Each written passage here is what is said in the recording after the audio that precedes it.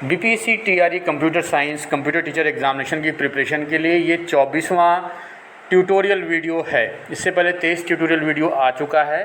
C++ पूरा का पूरा और डेटा स्ट्रक्चर ख़त्म करवाया जा चुका है। C++ का MCQ का वीडियो मैं कोशिश करूँगा कि अगला वीडियो उसी का रहे और एक बार MCQ भी मैं करवा दूँ, क्योंकि कॉन्सेप्ट करवाने के बाद MCQ करवाना भी बेहद ज़रूरी है, तो कोशिश करूँगा कि मैं MCQ भी करवा दूँ।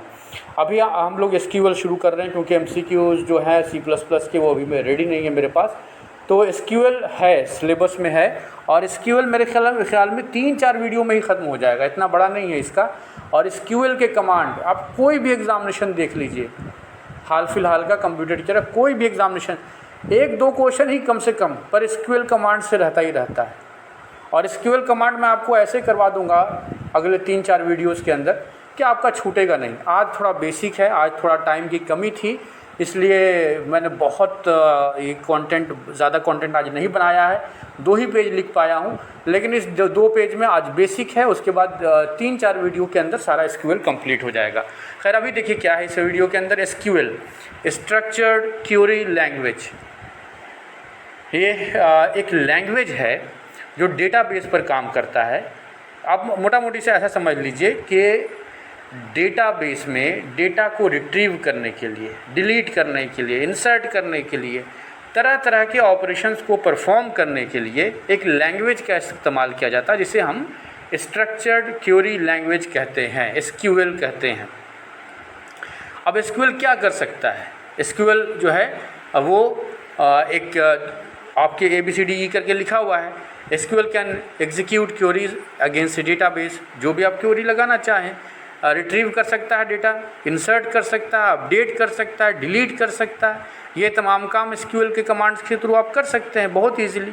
और SQL का जो कमांड होता है वो अंग्रेज़ी के स्टेटमेंट के जैसा होता है। देखिए SQL के सभी कमांड अब आपके स्क्रीन पर हैं। SQL के तमाम कमांड अब आपके स्क्रीन पर हैं, इनको आप नोट डाउन भी कर सकते हैं पेन पेपर से। सिलेक्ट कमांड देखिए, एक्सट्रैक्ट करता है डेटाबेस से डेटा को, है ना। अपडेट मतलब आप डेटा को अपडेट कर रहे हैं। डिलीट मतलब डिलीट। इंसर्ट न्यू डेटा इन डेटाबेस। क्रिएट डेटाबेस मतलब नया डेटाबेस बनाना। अल्टर डेटाबेस मतलब कुछ चेंजेस करना, अपना मॉडिफाई करना। क्रिएट टेबल मतलब टेबल क्रिएट करना। ड्रॉप टेबल मतलब टेबल डिलीट करना, ये थोड़ा ध्यान रखिएगा, ड्रॉप मतलब डिलीट होता है। क्रिएट इंडेक्स, देखिए इंडेक्स अलग है। इंडेक्स जैसे आप किताब खरीदते हैं ना, किताब की शुरुआत में एक सारणी करके बना होता है, उसके ऊपर कुछ लिखा रहता है कि यहाँ पर पन्ना नंबर है, यहाँ पर टॉपिक का नाम है, तो वो इंडेक्सिंग है। तो इंडेक्सिंग में क्या होता है कि हम एक नाम को इधर देते हैं, जैसे अभी आपको आगे समझ में आ जाएगा, मैंने आगे लिखा हुआ है। क्रिएट इंडेक्स और ड्रॉप इंडेक्स। इंडेक्स बनता है डेटाबेस के अंदर, जैसे अब आपके स्क्रीन पर देखिए यहाँ पर डिफिनेशन लिखा हुआ है, यहाँ पर लिखा हुआ है an index is a copy of selected columns of data from a table. Copy of selected columns of data from table that is designed to enable very efficient search, है ना। कोई आप एक टेबल बना रहे हैं, है ना, उसके अंदर किसी कॉलम का आपने ऊपर में कोई नाम धर दिया, तो वो सर्च में तो एफिशिएंट हुआ ना, कि इस कॉलम के अंदर किसी पर्टिकुलर टाइप का ही डेटा है, वही इंडेक्सिंग हो गया है। उसी को इंडेक्स कहते हैं जो ऊपर में लिखा रहता है। इंडेक्स का एक नाम, यूनिक नाम होना चाहिए। यही टेबल के अंदर इंडेक्स का सिस्टम है। आगे चलते हैं हम लोग।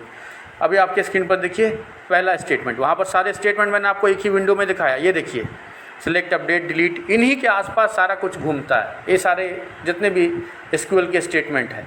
अब देखिए बारी बारी से चलते हैं सभी स्टेटमेंट पर, मैं आपको दिखाऊंगा कि कैसे इसका इस्तेमाल होता है। जैसे सिलेक्ट स्टेटमेंट, अब जैसे नाम से ही क्लियर है कि डेटा का सिलेक्शन करेगा टेबल में से, तो इसके लिए लिखेंगे सिलेक्ट कॉलम नेम, कॉलम 2, या जो भी आप कंडीशन लगाना चाहें। मान लिया आप स्टूडेंट का आधार नंबर करके कॉलम आपने बना रखा डेटाबेस में, तो आप लिखेंगे select Aadhaar name from table name. मान लीजिए स्टूडेंट है तो select Aadhaar name from student, है ना। ऐसा करके पहले उसके कॉलम का नाम, उसके बाद उस टेबल का नाम, और जैसे ही आप ये रन करेंगे उस कॉलम के अंदर का जितना इन्फॉर्मेशन होगा सब आपके सामने आ जाएगा। तो यही तो सिलेक्ट स्टेटमेंट था, ये सारा डेटा जो है वो सिलेक्ट करके आपको दिखा रहा है।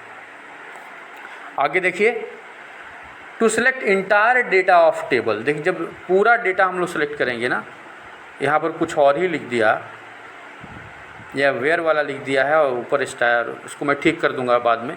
देखिए जब इंटायर डेटा हम लोग सिलेक्ट करते हैं तो select star from table name करके लिखिए। जैसे ही आप सिलेक्ट स्टार करेंगे ना, स्टार का मार्क्स आप ऐसा करके, जैसे यहाँ पर देखिए मैंने कॉलम 1 कॉलम 2 लिखा हुआ था, इसको हटा करके जैसे मैं यहाँ पर स्टार डाल देता, यहाँ पर देखिए अभी आ जाएगा ये, सॉरी ये देखिए स्टार आ गया। ये जैसे ही रन करूँगा मैं select star from table name, तो उसका जितना भी डेटा होगा उस टेबल के अंदर जितनी भी इन्फॉर्मेशन होगी वो सब आपके सामने होगी। तो ये होता है इंटायर डेटा सिलेक्शन किसी भी डेटाबेस में से। आगे देखिए वेयर स्टेटमेंट का, इसको मैं ठीक कर लूँगा बाद में। वेयर स्टेटमेंट का कैसे यूज़ करते हैं किसी भी डेटाबेस, किसी भी एसक्यूएल कमांड जब हम रन करवाते हैं। तो यहाँ पर ये क्या लिखा हुआ है ऊपर में, select column 1 column 2 from table name where condition. आपने सिलेक्शन वैसे ही किया जैसे मैंने आपको पहले कहा था कि आप पहले कॉलम का नाम लिखिए, आपको क्या चाहिए, एज चाहिए, जेंडर चाहिए, एड्रेस चाहिए, क्या चाहिए और किस टेबल में से चाहिए।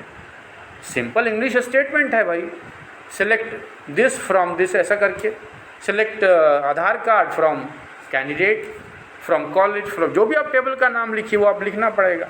लेकिन उसमें वेयर का कंडीशन भी लगा दिया है, वेयर या वर जिसको कह सकते हैं करेक्ट प्रोनाउंसिएशन।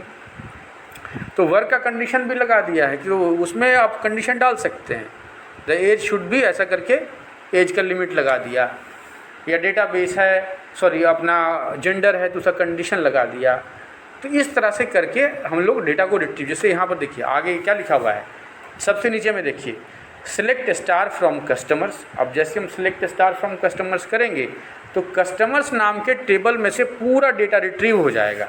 लेकिन एक वेयर का कंडीशन भी है, जो वेयर के कंडीशन में लिखा हुआ है customer ID is equal to 1, तो वहाँ पर एक इंडेक्स बना हुआ होगा कस्टमर ID का, तो customer ID is equal to 1 match कराएगा और पूरे टेबल में से कस्टमर ID 1 में जितना भी डेटा रहेगा सब शो करा देगा। कस्टमर ID जो 1 वाले में होगा उसका जितना डेटा होगा, ID जहाँ पर 1 रहेगा उस पूरे इंडेक्स का डेटा आपके सामने शो करा देगा। तो आज के लिए मैं यहीं पर छोड़ देता हूँ। आपको मैंने एक बेसिक आइडिया दे दिया कि SQL क्या है, SQL में कौन कौन से कमांड होते हैं, मैंने इसी वीडियो में आपको दिखा दिया, और किस तरह से SQL कमांड अंग्रेजी की स्टेटमेंट की तरह काम करते हैं वो भी उसका भी एक रफ आइडिया आपको हो गया। आगे की वीडियोज़ में मैं थोड़े से जो कॉम्प्लिकेटेड इसके कमांड्स हैं जो पूछे जा सकते हैं उस तरह की चीज़ों को करवा दूंगा। आज थोड़ा टाइम की कमी की वजह से वीडियो भी छोटा रहा है, लेकिन आज से मैंने SQL शुरू करवा दिया है। 3-4 वीडियो और SQL ख़त्म हो जाएगा। जैसा मैंने आप लोगों से वादा किया कि एग्जामिनेशन से 10 दिन पहले अपना पूरा सिलसिला ख़त्म कर देंगे। अगर कोई भी कैंडिडेट मेरा सारा का सारा वीडियो देख जाता है, 60 तक तो वीडियो हो ही जाएगा। अगले 30 दिन में अभी 24 बन गया, 30 और तो 60 तक तो हो ही जाएगा ऑलमोस्ट। 60 का 60 को कैंडिडेट देख जाता है, उसको कोई फेल नहीं कर सकता और समझ जाता है सारा वीडियो तब, इस बात की मैं गारंटी देता हूँ। खैर अभी के लिए यहीं रोकता हूँ, कल लेंदी वीडियो बनाने की कोशिश करूँगा और टॉपिक ज़्यादा से ज़्यादा इंक्लूड करने की कोशिश करूँगा। आज के लिए इतना ही, थैंक यू।